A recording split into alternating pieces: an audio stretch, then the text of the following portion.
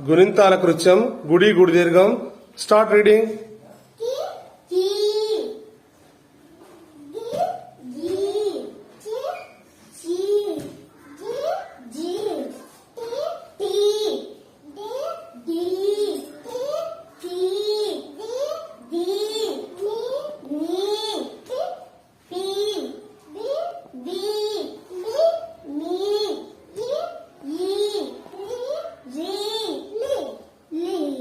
Okay Soumya, go to the దగ్గరికి వెళ్ళు. The